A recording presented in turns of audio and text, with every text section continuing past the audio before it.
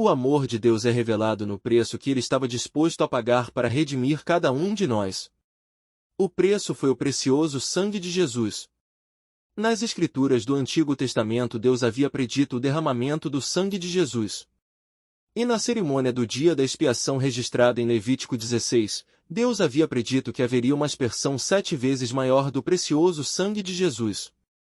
Em primeiro lugar, no jardim do Getsêmani, enquanto Jesus orava em agonia, seu suor caiu com grandes gotas de sangue no chão.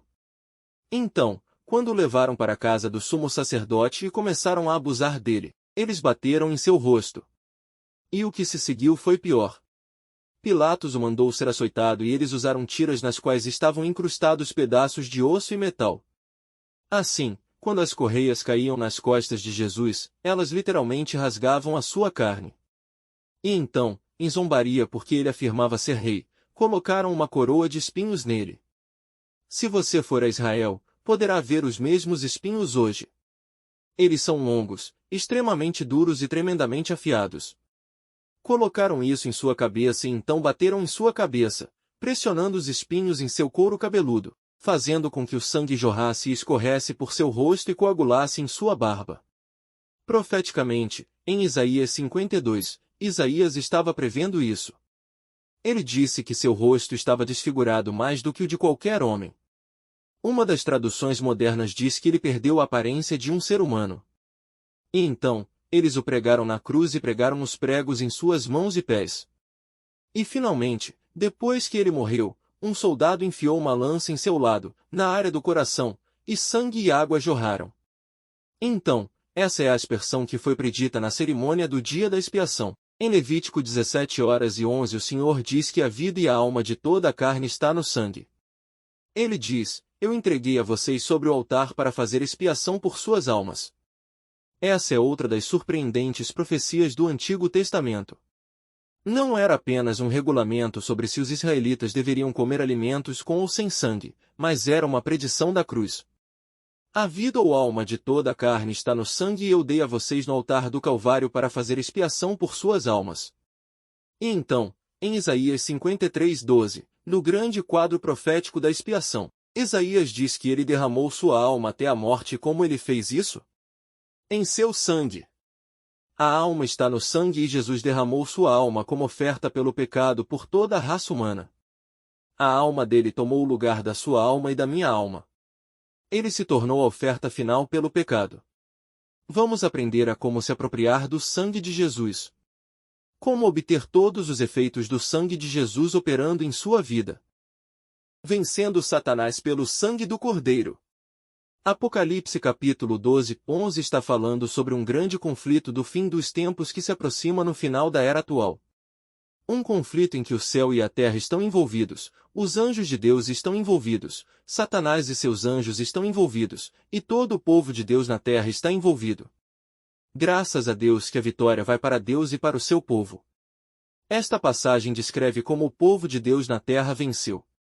E eles o venceram pelo sangue do Cordeiro e pela palavra do seu testemunho, e não amaram as suas vidas até a morte. O que é dito? Eles o venceram. Quem são eles? São pessoas como eu e você, crentes em Cristo Jesus. Quem é ele? Satanás. Como eles o venceram? Pelo sangue do Cordeiro e pela palavra do seu testemunho. E também acrescenta que tipo de pessoas eles eram. Eles não amaram suas vidas até a morte. Estavam totalmente empenhados. E esse é o único tipo de cristão que assusta Satanás, cristãos totalmente comprometidos. Quando diz que eles não amaram suas vidas até a morte, o que isso significa? Bem, isso significa que para eles permanecerem vivos não era a prioridade número 1. A prioridade número 1 era fazer a vontade de Deus. Quer permanecerem vivos ou não, ficar vivo não era a coisa mais importante para eles. O mais importante era ser fiel ao Senhor e fazer a sua vontade. Falando sobre ser soldados no exército do Senhor, acho que muitos de nós temos uma ideia muito vaga e bastante sentimental sobre o que é ser um soldado. Nenhum soldado jamais se juntou a um exército com a condição de não ser morto. Sempre que um soldado se junta a um exército, um dos seus compromissos, irei até as últimas consequências. E é exatamente o mesmo no exército do Senhor. Você não tem garantia de que não terá que sacrificar sua vida. As pessoas que Satanás teme são aquelas que não têm medo de dar a sua vida. Afinal, a vida é comparativamente breve, não vai durar para sempre. Há uma declaração maravilhosa em 1 João 2,17. O mundo passa e a sua concupiscência, mas aquele que faz a vontade de Deus permanece para sempre. Quando você une a sua vontade com a vontade de Deus em total comprometimento, você se torna inafundável, você é incrível, você é inabalável. Você está tão certo quanto a vontade de Deus. Quando se identifica com a vontade de Deus, viver ou morrer é de importância secundária, mas você não pode ser derrotado. O que significa vencer Satanás pelo sangue do Cordeiro e pela palavra do nosso testemunho? Este é um dos preciosos tesouros da verdade de Deus. Não existe valor monetário igual ao valor desta verdade. Vencemos Satanás quando testemunhamos pessoalmente o que a palavra de Deus diz que o sangue de Jesus fez por nós. Vamos aprender exatamente como fazer isso, mas quero pegar primeiro um exemplo do Antigo Testamento. Quero dar um exemplo das cerimônias da Páscoa registradas no capítulo 12 de Êxodo. Nessa cerimônia, Deus, através do sacrifício de um cordeiro pascal, proporcionou proteção total a todo o povo de Israel. Mas eles tiveram que fazer certas coisas com o cordeiro e com o seu sangue para garantir essa proteção. 1 Coríntios 5. Diz isto: Cristo, nossa Páscoa, foi sacrificado por nós. Em outras palavras, o que Paulo está dizendo é que a Páscoa do Antigo Testamento no Egito foi apenas um quadro profético, uma prévia do que seria realizado pela morte sacrificial de Jesus na cruz. Cristo é a verdadeira Páscoa. É o seu sangue, e não o sangue do Cordeiro Pascal, que finalmente nos assegura a redenção eterna. Contudo, a forma como Israel foi instruído a aplicar o sangue do Cordeiro é um padrão maravilhoso para nós. Êxodo 12, 21 ao 23. Aplicando o sangue do Cordeiro. Então Moisés chamou todos os anciãos de Israel e disse-lhes: Escolham e tomem cordeiros para vocês, segundo suas famílias, e matem o cordeiro pascal. E tomarás um feixe de sopo, molhá-lo no sangue que está na bacia, e baterás na verga e nas ombreiras da porta o sangue que está na bacia, e nenhum de vocês sairá da porta de sua casa até pela manhã. Porque o Senhor passará para ferir os egípcios, e quando ele vir o sangue na verga e nas duas ombreiras, o Senhor passará por cima da porta e não permitirá que o destruidor entre em suas casas para ferir vocês. E é por isso que é chamada de Páscoa, porque o Senhor disse que passaria pela porta que estava protegida pelo sangue do Cordeiro.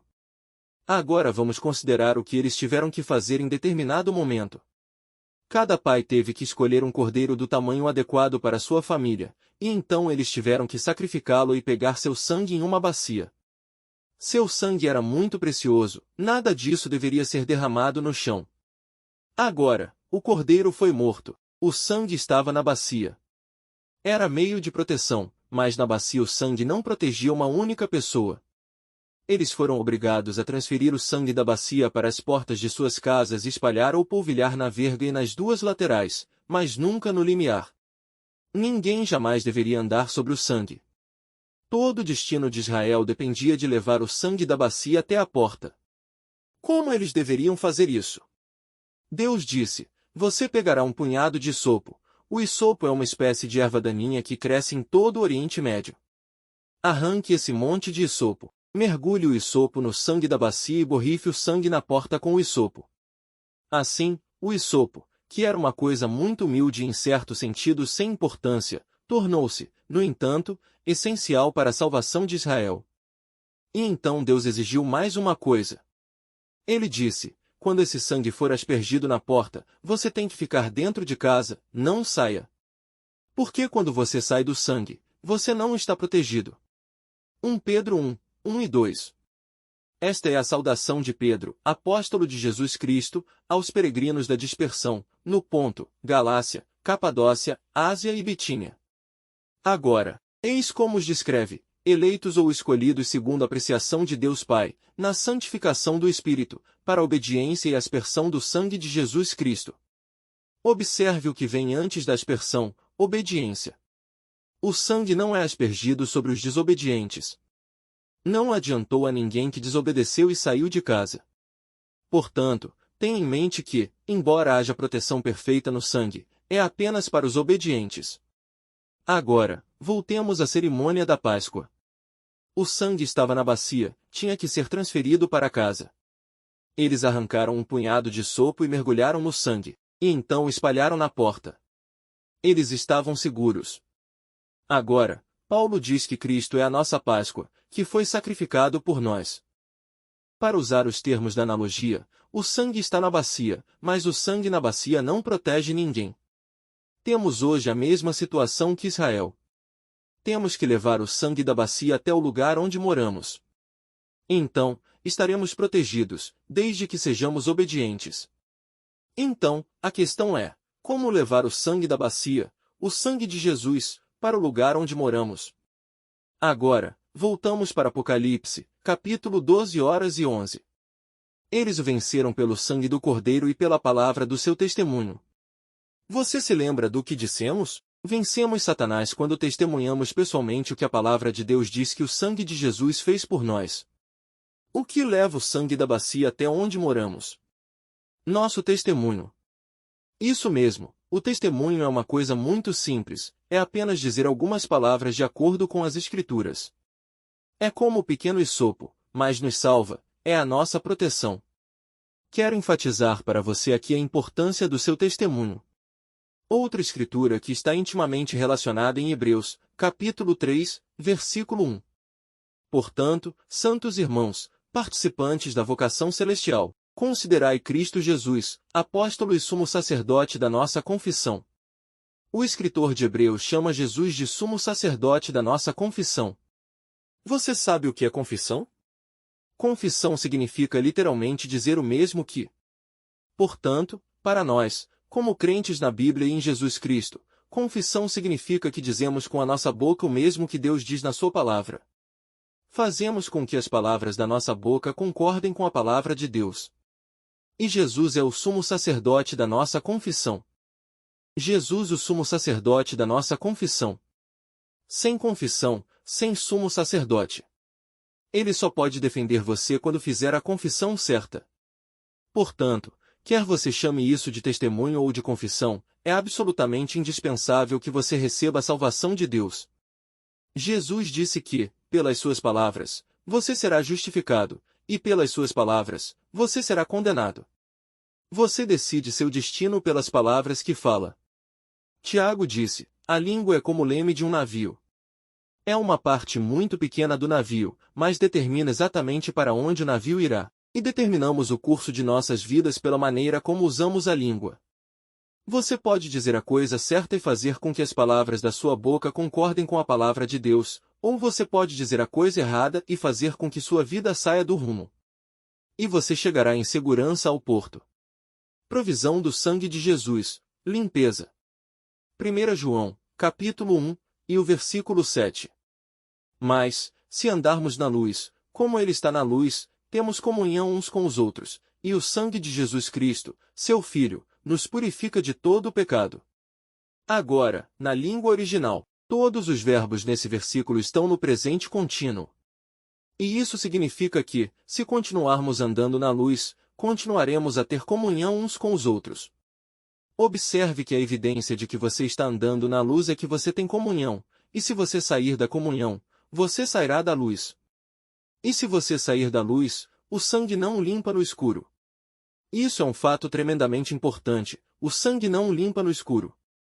Se continuarmos andando na luz, continuaremos a ter comunhão uns com os outros, e o sangue de Jesus, seu Filho, nos purifica continuamente de todo o pecado. É uma provisão contínua. Não importa onde estejamos, se estivermos na luz, podemos estar nas circunstâncias mais contaminantes, podemos estar entre as pessoas mais perversas, pode haver inúmeras pressões malignas contra nós. Mas, enquanto estivermos andando na luz, o sangue estará continuamente nos purificando de todo o pecado. Salmo 51, é o grande salmo de Davi, depois de ter sido condenado por seus dois terríveis pecados, o adultério e o homicídio.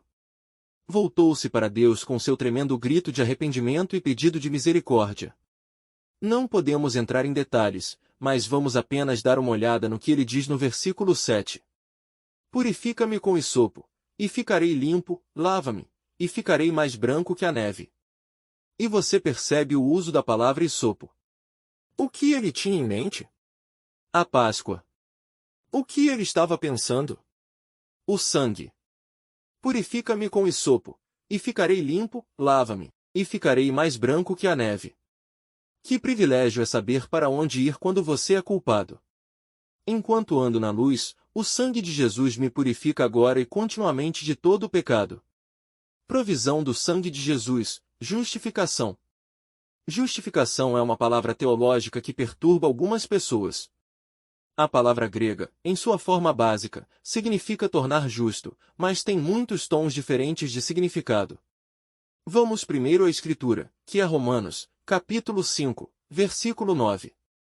Muito mais então, agora que fomos justificados pelo seu sangue, o sangue de Jesus, seremos por ele salvos da ira. Então, fomos justificados pelo seu sangue.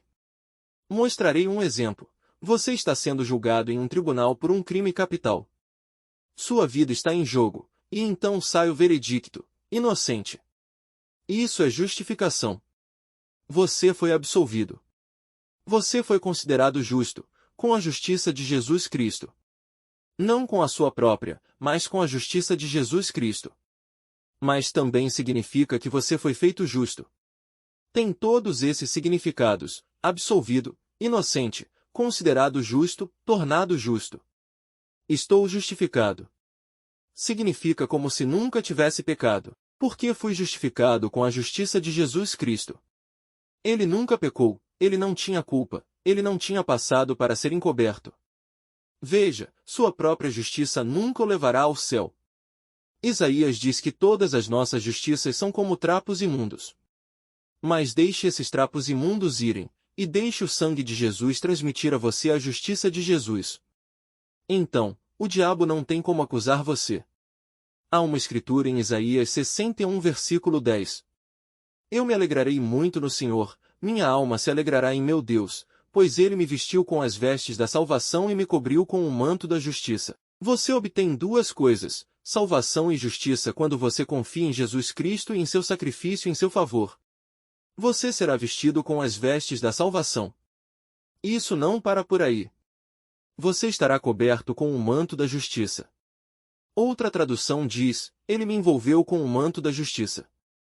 Você estará totalmente coberto pela justiça de Jesus Cristo. O diabo não tem nada que possa dizer contra você. Se ele lhe disser que você fez muitas coisas erradas, você sabe o que fazer. Concorde com ele, diga, você está certo, Satanás, mas tudo isso ficou no passado, e estou vestido com a justiça de Jesus Cristo. Provisão do sangue de Jesus, santificação. Hebreus, capítulo 13, e o versículo 12. Hebreus 13, 12. Por isso, também Jesus, para santificar o povo com o seu próprio sangue, sofreu fora da porta da cidade. Agora, santificar, no original, está diretamente relacionado à palavra para santidade. Na verdade, santificado é a mesma palavra, santo. Então, santificar é ser santo. No capítulo 12 de Hebreus, bem, podemos ler isso por um momento, falando sobre o castigo de Deus. Diz em Hebreus 12:11 que nossos pais humanos nos castigaram por um curto período de nossas vidas, de acordo com o seu melhor julgamento. Mas Deus faz isso de uma maneira diferente. Hebreus 12:10. Porque eles, na verdade, que são pais humanos, por alguns dias nos castigaram como lhes parecia melhor, mas ele, para nosso proveito, para que fossemos participantes da sua. Observe, não mais a nossa santidade do que a nossa justiça, mas a santidade dele, como participamos da sua santidade através do sangue de Jesus. Então, Jesus, para santificar o povo com seu próprio sangue, sofreu fora da porta da cidade. Deixe-me tentar mostrar como você aplica essa operação do sangue através do sangue de Jesus. Já separados do pecado, separados para Deus, santificados pela saúde de Deus, sou santificado, sou santo, separado para Deus, separado do pecado, santificado com a santidade de Deus. Agora você acabou de mergulhar o hisopo na bacia e borrifar sobre você, com a sua confissão. Provisão do sangue de Jesus, vida. Levítico 17:11, pois a vida da carne está no sangue, e eu vou-lo tenho dado sobre o altar, para fazer expiação pelas vossas almas, porquanto é o sangue que fará expiação pela alma. Então, a vida de Deus está no sangue de Jesus, a própria vida de Deus, a vida do Criador. Nossas mentes humanas não têm como calcular o potencial dessa afirmação, porque o Criador é infinitamente maior do que tudo que ele criou. Todo o universo criado é apenas um estalar de dedos. Se pudéssemos entender o que está no sangue de Jesus, eu diria que há mais poder em uma gota do sangue de Jesus do que em todo o reino de Satanás, porque temos a vida eterna, incriada e imensurável do próprio Deus, uma vida que existia antes de qualquer coisa ser criada. No sangue de Jesus, com isso em mente, vamos voltar para João, capítulo 6.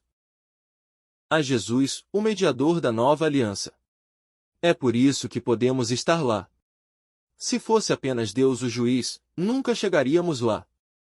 Mas Deus, como juiz, também Jesus, o mediador da nova aliança. E finalmente, o sangue da aspersão, que fala coisas melhores do que o de Abel. O sangue aspergido de Jesus, que fala em nosso favor no céu, contrasta com o sangue de Abel. Existem 3 pontos principais de contraste. O sangue de Abel foi derramado contra a sua vontade, Jesus voluntariamente deu seu sangue. O sangue de Abel foi aspergido na terra, o sangue de Jesus é aspergido no Santo dos Santos. O sangue de Abel clamava por vingança, o sangue de Jesus implora por misericórdia.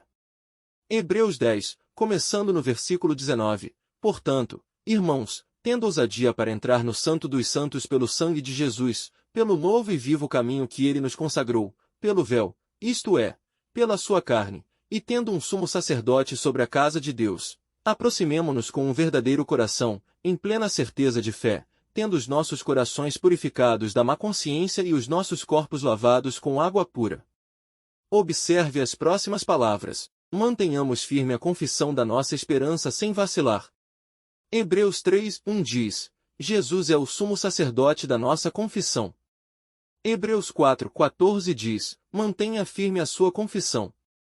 Mas Hebreus 10, 23 diz, mantenha-se firme, sem vacilar. O que isso lhes diz? Quando você está em um avião, e dizem, apertem os cintos. O que você espera? Turbulência, isso mesmo. Quando a palavra de Deus diz, faça a confissão. Segure firme a confissão e segure firme, sem vacilar, é como se Deus dissesse, apertem os cintos, porque haverá turbulência. Não deixe que isso faça com que você desaperte o cinto de segurança. Provisão do sangue de Jesus, acesso. Faça a confissão certa, mesmo quando parece totalmente contrário a tudo ao seu redor. A palavra de Deus é verdadeira. Vocês notarão que temos acesso ao que há de mais sagrado por um novo e vivo caminho. Volte por um momento à cena de Levítico 16, onde o sumo sacerdote entrava uma vez por ano. O que ele fazia? Ele entrava com um incensário cheio de incenso, lançando uma nuvem perfumada que cobria o propiciatório. Isso é adoração, mas ele também entrava com o sangue do sacrifício, e o aspergia 7 vezes entre o véu e o propiciatório, 1 vez, 2 vezes, 3 vezes, 4 vezes, 5 vezes, 6 vezes, 7 vezes. E então ele espalhava no lado leste, na parte alta do propiciatório. E quando o escritor de Hebreus diz que temos ousadia através do sangue de Jesus por um novo e vivo caminho, ele está pensando naquela aspersão sétupla do sangue, e no sangue no propiciatório. Podemos nos aproximar do trono do Deus Todo-Poderoso e do lugar mais sagrado do universo com ousadia, por causa do sangue de Jesus. Nós temos acesso. Vencemos Satanás pelo sangue do Cordeiro e pela palavra do nosso testemunho. Amém. Se você foi abençoado por esta palavra, comente, curta e compartilhe, para que esse conteúdo possa chegar para mais pessoas que precisam aprender sobre essas verdades espirituais.